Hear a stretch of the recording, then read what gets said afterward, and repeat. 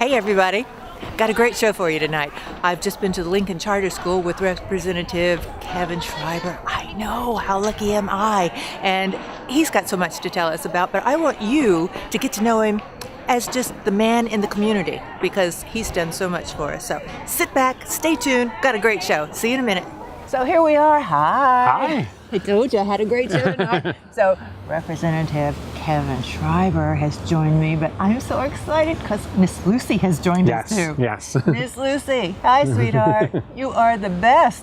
She's a little shy. And she's shy, but she knows she's the best. Okay.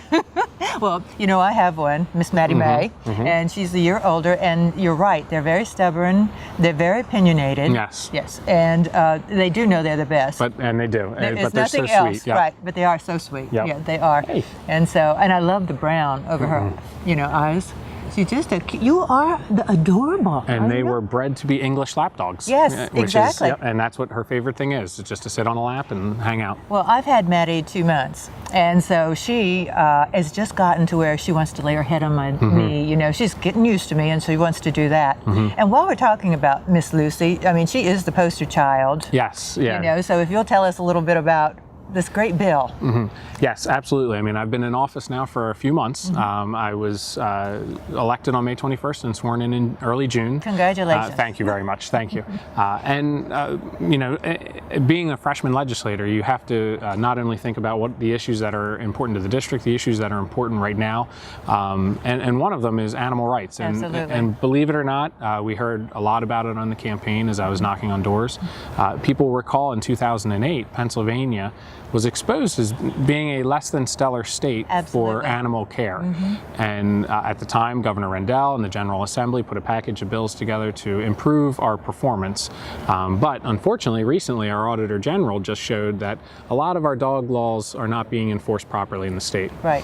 Taking his report and looking at it, one of the things that an early piece of legislation that I'm introducing is to help, it's essentially an animal rights bill, but it's also a consumer rights bill. Okay. And what we'd like to do is, if this passes, all pet stores throughout the Commonwealth of Pennsylvania will be required to display more pertinent information to dogs that are for sale. Yay. So it's not just the date of birth of the dog, the sex and the breed, but it's also where they were bred. Because a lot of people don't understand. Exactly. Health records of the dog, the breeder information.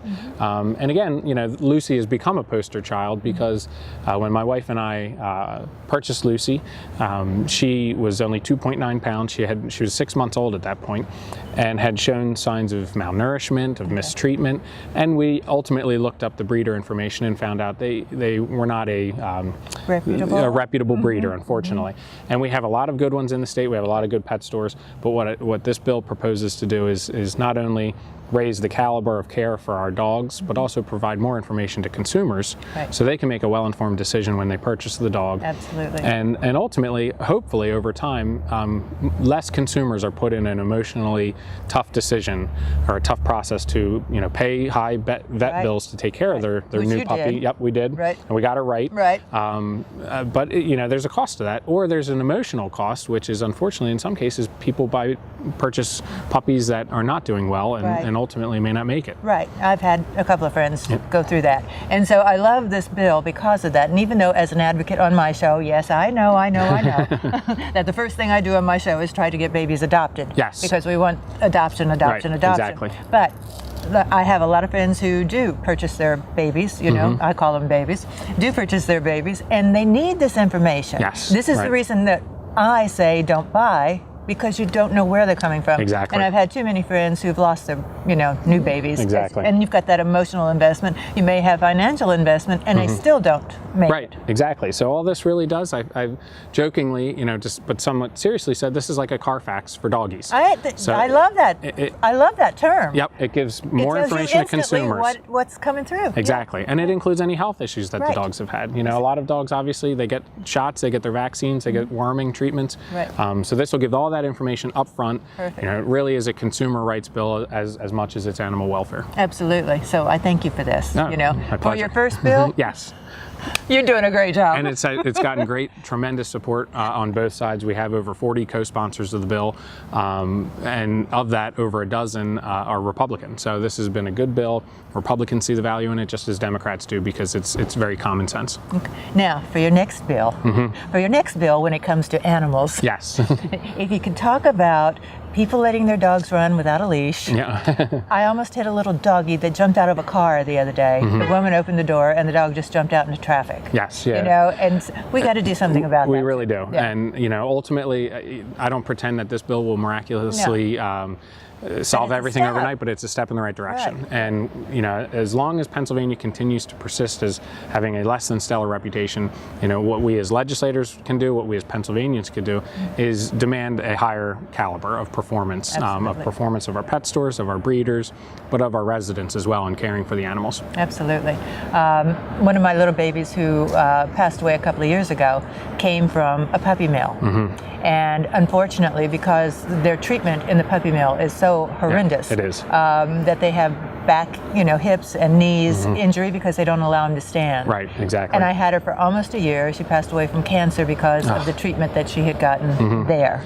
So they backtracked it to there. So. And that's really a situation that no Pennsylvanian should have to endure. Exactly. So hopefully over time, more information being provided will allow our consumers to make better informed decisions. I've known you for several years. Yes. I've watched you kind of grow up, if you will. Yeah. And you are one of the few people here in York who I think, other than like Mayor Bracy, who I see on a day-to-day basis, who loves your community, who loves what's going on, who tries to make it better, and not at the cost of the person who's living here. Right. You are doing great things for the residents here. And I love watching, we were this morning at the Lincoln Charter School. Yes, yeah. And I've always enjoyed, we know you love animals. Yep, yeah. And watching you this morning with the kids. Oh, yeah. You were like a little boy playing with the kids, which is great. I can't say enough good things about York. I did not grow up in York, but I've made it my home. I've lived over a third of my life here. We're sitting today in my neighborhood in Newton Square. Right. And just only a few blocks away, a few blocks west is Lincoln Charter, and we were there for Walk to School Day. Right. And the kids just have a blast. And, too often in our society we get mired in the negative news and the daily, 24/7 news cycle. We forget that, on a constant daily basis, there's so much good things going on. Right. And today was, again, another positive, reassuring day when you get to hang out with 759 kids, shut down the whole West End so that they can walk to school. Exactly. And then they have a dance party in their playground area. I love the dance. I love the dance. And Mayor Bracy out there on that bad leg, dancing with the kids. She's got to take me out one night so she can teach me a couple of steps. And likewise myself. Right. But I saw you doing a I was little. trying to. I was trying my best. And if it's for the kids, I'll do it. There you go. But no, I think York has so many positive things going for it. And again, much like every city in America, we have challenges, much like every community in America. But what's so great about, York City and our 95th district that I now am fortunate to represent is we have a tremendous amount of very positive things. We have all types of students accomplishing very good things. We have neighbors helping neighbors, and our community continues to prosper. And we may take a step back here and there, but we're constantly making several steps forward. And you I've always see it just by going in the community. You really can. I mean, you can, and what I love about living here in Newton Square is, we're close enough to our downtown. My wife and I and Lucy can walk to, most any of the amenities that our city boasts. And we're also in, a nice little quiet neighborhood, and it's just right. York is just right. Just right. Yeah. That's kind of what I said when I came here. I've been here almost 13 years. And if I had known this place existed, as I said, I would have been living here, because it's just so quaint and so beautiful. It really is. It's peaceful, and you've got York outside, but you've got this little piece of solid serenity, I guess would be it. It's a very little bucolic setting in an urban environment. Exactly. And so when I looked for a lot of houses and nothing came through, and they kept telling me, friends that I knew, because I didn't know York. Yes. I had never lived here, right? So friends that I knew kept saying, you can't look at that house, you don't want to live there, you don't want to live there. And I've told this story before, but it just makes me wrap my mind around what's happened since then. And so I looked at everything else, and like at 3 months, my real estate agent said, "There's nothing out here. You want to look at something that you've seen?" I said, "No, I want to see that house I'm not supposed to live in." Yeah, right. And so South George Street, you know, down by York Hospital. Yeah, exactly. Great neighborhood. It is. It's phenomenal. And so, not knowing the area, we came off 83 and started up through there, you know, and there's York Hospital on the right, and we go into the next block, and there's a mansion, and there's a mansion, and there's a great place on the right. I see this beautiful church lurking up, and then we come to the light, and we stop, and I look up, and there's a castle. And in my mind, I'm going, what's wrong with this place, right? And that was my neighborhood, right? And so I walked in the house, and within 5 seconds, I knew it was my house. Right. So I went back to these people and I said, "Why can't I live in York?" And they said, "The race riots." And I said, "You mean they're having race riots?" Like, no, it's like 30 years ago. I said, "Then why can't I live there?" Yeah. I mean, and there's so many great stories just like that. And we forget, you know, such awesome historic neighborhoods that we have throughout the city. And many of them are tucked away, but, you know, then some are out on display 24/7, the avenues, Springdale, you know, just Salem Square, where we were today with Lincoln Charter. Just to walk around with those kids was a blast. And then, you know, I've been fortunate now to represent the 95th, which has also taken me outside of the city to West York, to Spring Garden, to North York and West Manchester, where equally great neighborhoods, and knocking on doors through a campaign process will take you right up to the doorstep of so many of our really fun. In every neighborhood. Yep, exactly. And so, you know, the job's been a blast. I really enjoy it, and I enjoyed the 7 years plus that I worked for the city, because I was going to say, you did great things for the city before, thank you. before you got, you know, your new position. Thank you. And how was that transition? I mean, you still have both eyes. Yes. You know, so I don't think I'll ever take my city hat off. But it was a busy transition, to say the least. You know, certainly with a special election is unique, and it was very fast-paced, and sworn in June, which is also the same month as the state budget process. So, so it was a little trial by fire, dropped right into the frenzy. Welcome to your job. Exactly. But it was also, I thought it was a great learning experience. It was a good time to be all consumed up in Harrisburg, to see the state in its most frenzied state, but also to really get into the details, and to swamp myself in information and try to study as much, try to listen as much, and ask as many questions as possible. And since it was an all-consuming month, I really spent a fair amount of time in the Capitol, and also got to know a lot of my colleagues very quickly. You know, much quicker. A question, not to interrupt. Sure. I asked this to Mayor Bracy when we did our little walk and talk last year. What was it like the first time someone said to you, "Representative"? I don't think I knew who they were talking to. You know, often people will say, you know, "Should I call you representative?" I said, "No, call me Kevin." You know, because at the end of the day, you know, it's my job to represent our district, to represent Pennsylvania. But I'm still Kevin, and still Kevin Schreiber, and still living in Newton Square, and on days when I'm not in Harrisburg, still walking to work, which is great. There you go, which is great. Which is why I keep saying, to me, one of the things that I enjoyed watching about you, you know, over the last several years, is that you are kind of like a man of the people. and I don't mean, you know, it's not like Abe Lincoln, you know, that kind of thing, but man of the people, because you are so accessible. You care so much about, because that was your job before, you know, and now that you represent all of the people in this district, now you're a man of the people, and you like being called Kevin. Yep. Yes. You know? So that makes you even more accessible, and that's what we need. We need to know Kevin. Well, and I think most people want a politician that they can relate to, that understands the challenges that they may be dealing with. And I think in my previous life with the city, and now my life with the state, you know, one of those lenses that you have to view everything through is put yourself in someone else's shoes. You know, you certainly can't make judgments. You can't make hasty decisions without recognizing all perspectives. And then you try to make the best well-informed decision you can. But, you know, there's Harrisburg, there's legislation, there's policy creation and development. That's, you know, a very big role of a legislator. Another role is just being accessible and providing good, sound constituent service, and really, you know, trying to understand the best things about your community and what's going to move it forward. And you're a good job. Thank you. Do a good job. Thank you. Good man for that. Now, I'll kind of change it here just a little bit. We want to get to know Kevin just a little bit. Sure. So what kind of a little boy was Kevin? Rambunctious. That might be a good word.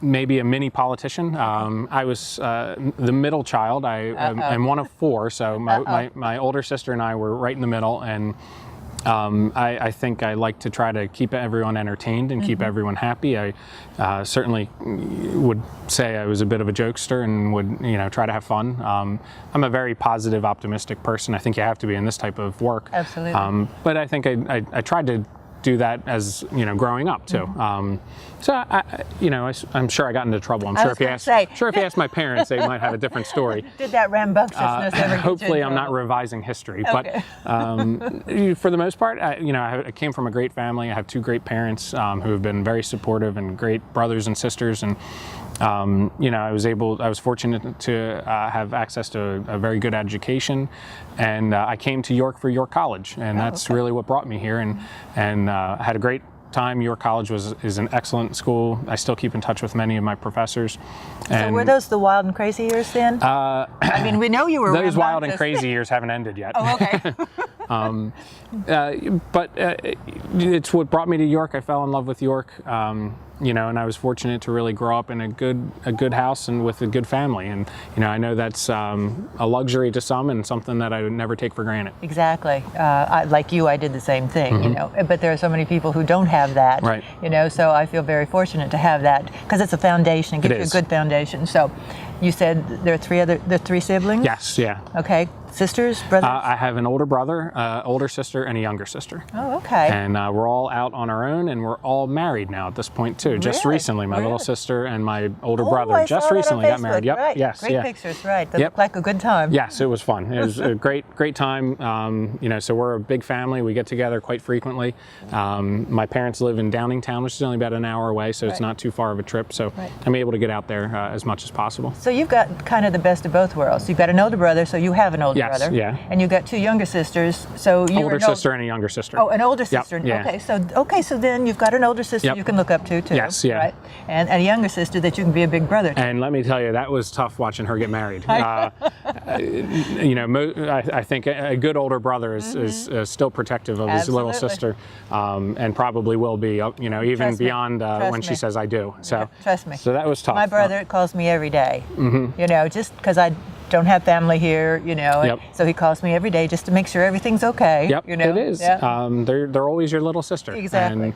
And conversely, I know that I have two great older siblings that have been very supportive of me, and I can't say enough about my family. So you had role models, which is good. Besides your parents, you Yes. had your siblings, and that's great. I was just saying that I actually got to see my brother last weekend. He was 2.5 hours away, so I drove to have lunch with him. Oh, that's great. It's like you get this close, I'm coming to see you. Right, exactly. And we were talking about the fact that you have these older role models, as you're growing up.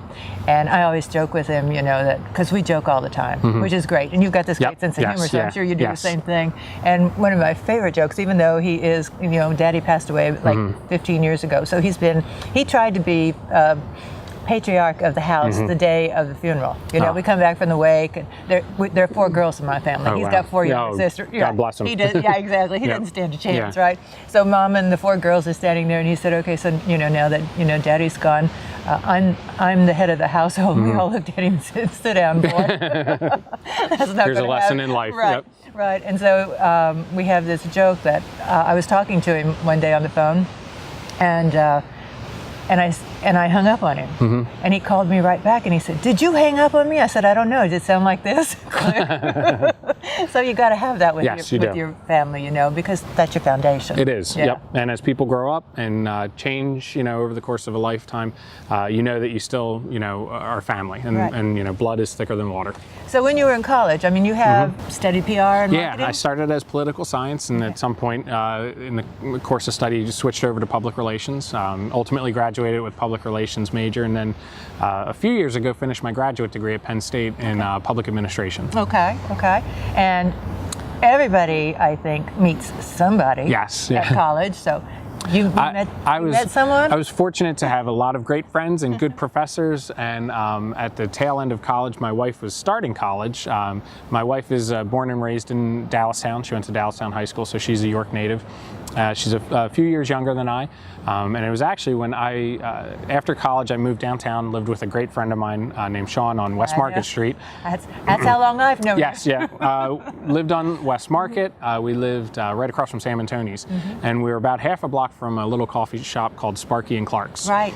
It's no longer there. It's actually now Newgrounds. Loved it. And I used to go in quite frequently for coffee, and there was a cute barista there that would serve me my coffee, and I would probably linger a little too long, and she would probably flirt a little, and vice versa. And ultimately, we ended up going out and you know, dated for a few years, and ultimately I proposed to her at the coffee shop too. Oh, did you?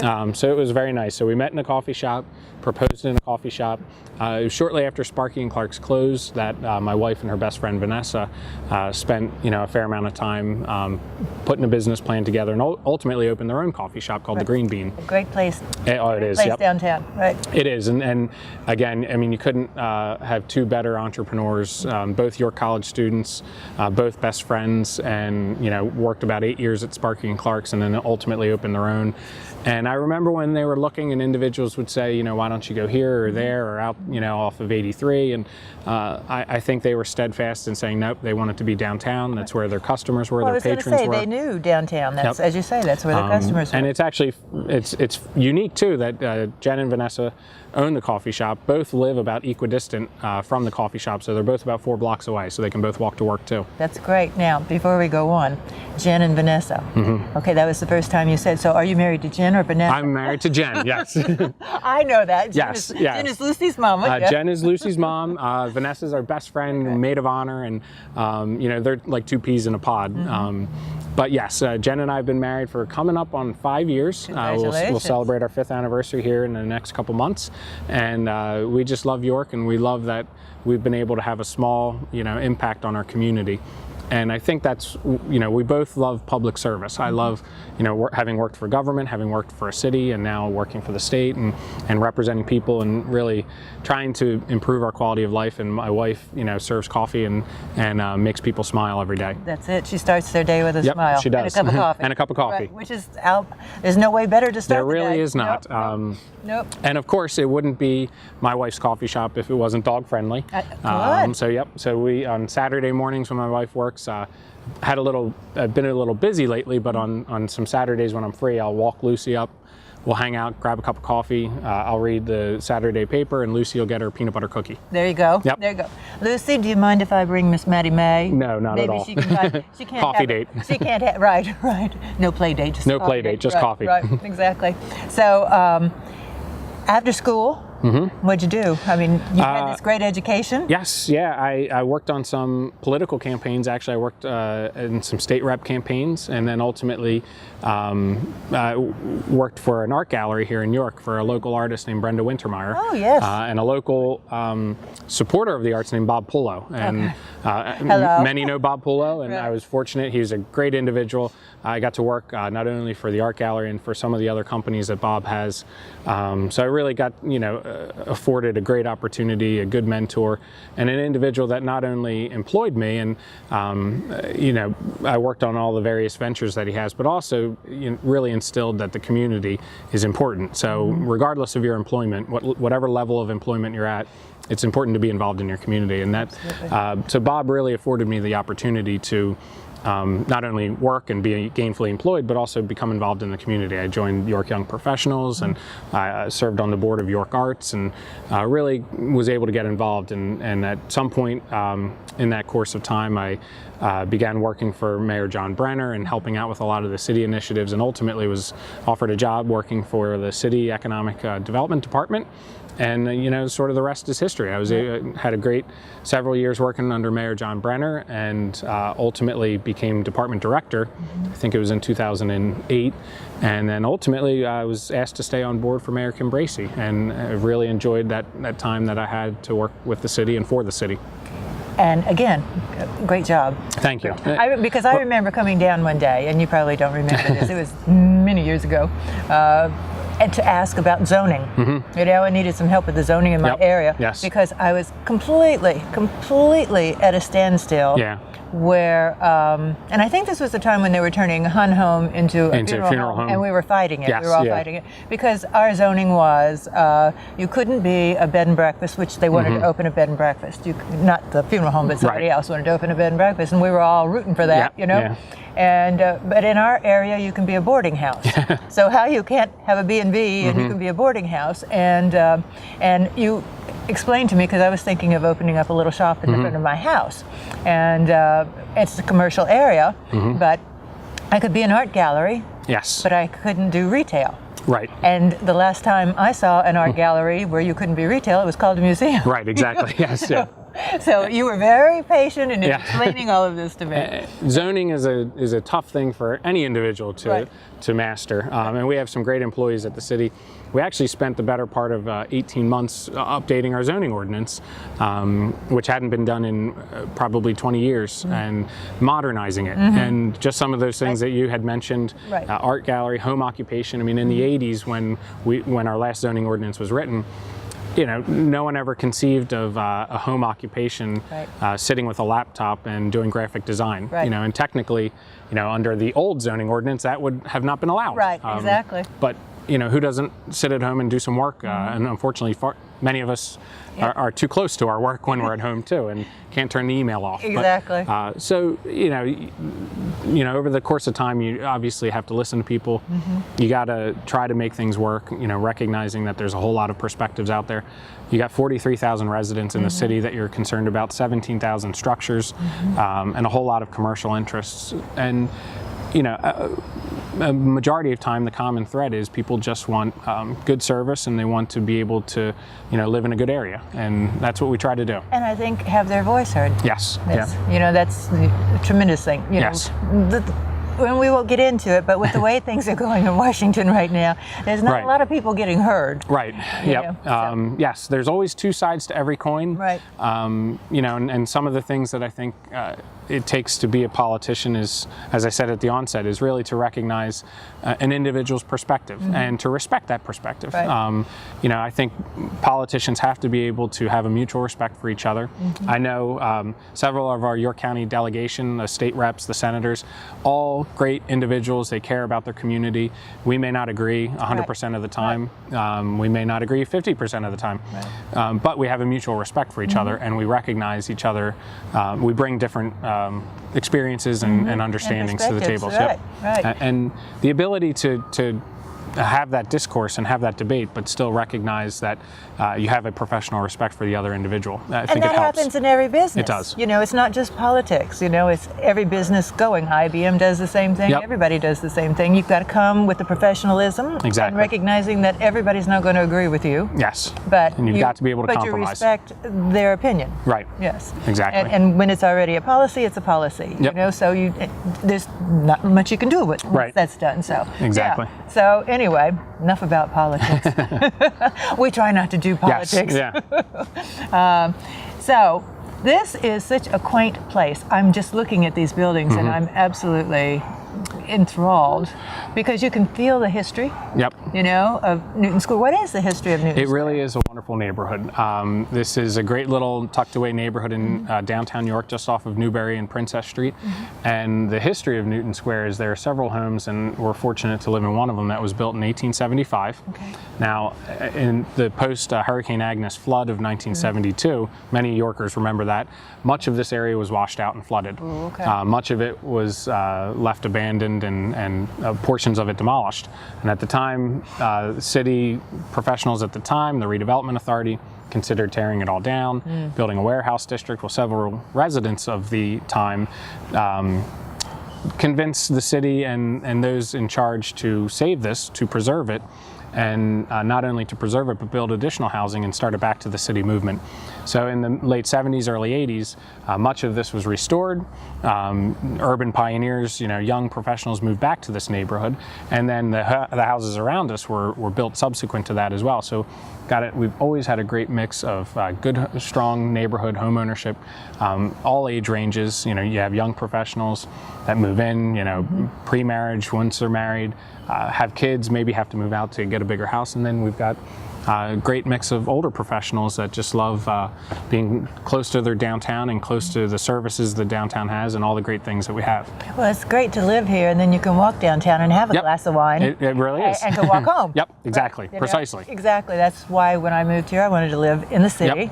Because having lived in New York, you would just walk out and hail a taxi. Exactly. You can't do that here, Right. And you don't want to drive. You don't want to drink and drive. No, of course not. And we're close enough that obviously we can take Lucy for a quick walk. We're a couple blocks from the rail trail, which is also great accessibility. So yeah, it's just a wonderful neighborhood, and it's tough to get pizza delivered because they can never find it. Right. But we work past that. Right.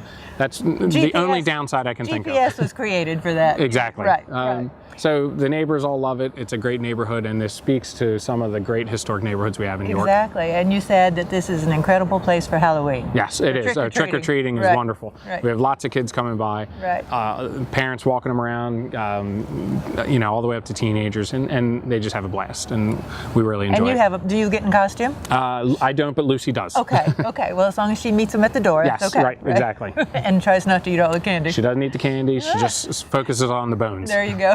So, this is a great neighborhood to raise children in. Yes. So? Just the doggy right now. Okay. My wife and I have a very busy lifestyle. Okay. With her coffee shop is her baby. Obviously, I'm quite busy with the new transition for state rep, and Lucy keeps us pretty occupied too. So maybe someday. But we like being the aunt and uncle right now too. We got great niece and nephew. It's a great place to be. Love to spoil them. Get them all sugared up and give them and then hand them back.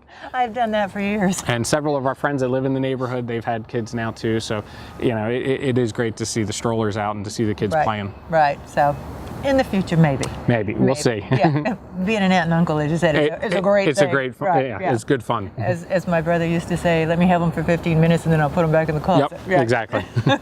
So Lucy is taking all of this in with no problem. You are a star, Missy. Yes, you and are she a knows star, it. And she knows it. Look at that face. Just give him that look in the camera. She will inevitably have to nap the rest of the day. So will Lucy be getting? Hi, darling. Will she be getting another sister, brother? We have often helped foster some dogs, and Lucy likes to be the center of attention. Right. So if that attention is taken off her for far too long, she gets a little attitudey. So they don't get to stay long, is what you're saying? Exactly. Yep. They can hang out for a little bit, but it's good for her because you're gone all day. Exactly. So it's nice for her to have a little attention. Yes. Right. Yeah. Exactly. Right. So she likes to be a little prima donna.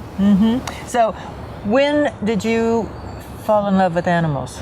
I think we always had animals growing up. I've been through all sorts, from rabbits and guinea pigs and Did you live to on fish. a farm, or did No, you live? we lived in a great little community called Phoenixville, which is in Chester County, not too far away. And we always, we would go through the animals. God bless my parents for all the various animals we've had and the fish. And then we always had a dog growing up. A great dog as a young What was your first kid, one? Kringles. Okay. It was a Christmas puppy and a little toy poodle, and just a great dog. Good, energetic, good companion. And then throughout the better part of my life growing up, we had Hershey, who was a peekapoo, a Pekingese poodle. I love peekapoos. And just Hershey was a great dog. Lived for 17 years, another great companion. And really that was, growing up, I had her for the better part of my formative years. And ultimately she was diagnosed with diabetes around 12 and still lived for about 5 more years with us giving her insulin, and ultimately, declined in the end and, became deaf and blind, but was still a great little puppy. So she was a great dog. And my parents have a little dog named Rindy now. Rindy. And Lucy and Rindy get along. And, good. And my in-laws, Jen's parents, have a little Pomeranian named Cooper. Oh, that's adorable. And so Lucy likes to go hang out with Cooper. If Jen and I are going away for a week or a weekend and are going on vacation, Lucy has that social. Yep, Lucy that gets to social hang out. Right. So she certainly likes to go and play with the other dogs, visit the other dogs. But like we like to be an aunt and uncle, Lucy likes to come home and be the only child. Right. And so funny, I lost one last Christmas, and before that I had 4. I had a peekapoo, and I had a black American peak. I had a Lassapoo and a black American peak. Okay, I adopted them from the SPCA, and I couldn't get them for a while until they'd been spayed and neutered. So it was like, 4 weeks, you know, you had to get, you know, references, and you had to check your references and all that. And so they finally called me on a Saturday morning. They said, you can come get him because we found his scar. Oh, okay. And I said, okay, what about her? And they said, well, the doctor's already gone, so you can't. Oh. Next morning, they call me at 7 o'clock and say, the doctor found her scar, come get her. It's like, okay. 4 nights later at midnight, we're running through these fields, you know, and having a great time, and we come home. And I was doing radio at the time. I had a radio network at the time down in Baltimore. And so we'd bring them to the office, you know, just to acclimate them, you know, didn't want them to be alone the first couple of days. And on Friday of that week, she was in my office, and all of a sudden she gave me one of these looks, you know, and it's like... And you know that look. Right. And I look down, and there's water on the floor, and it's like, okay. Yep. Now I got it. Don't worry. I'm not going to scream. You know, let's take you outside. So I called my ex-husband, and he was taking them outside. He got right outside the door, and he started screaming. Come help me. She's dying. Oh. And I think she swallowed a mouse. Oh, geez. She was giving birth. Oh, really? Oh, yes. She's been spayed and neutered. Oh, right? my gosh. Right. But she's giving birth 4 days later, you know, in my office. And she went on to have 4 puppies. Oh. So because it was a Black American Beak, and the other, I called them Lhasa Peekapoos. Oh, that's a good one. Right. That's a good mix. Right. And so the last one passed away about a year ago. But he went through all the girls, right? All the girls. Oh. He had to sit in the back seat, you know, he had to eat last, you know, that kind of thing. And as the one before him was passing, you could see him doing this little dance. Oh, yeah. You know, I'm going to be an only child. I'm going to be an only child. So I know where Lucy comes Yes. from. Well, you bring up a good point, too. We have a tremendously incredible SPCA here in York County. Yes, we do. And the more that individuals can support them and support their mission and what they do.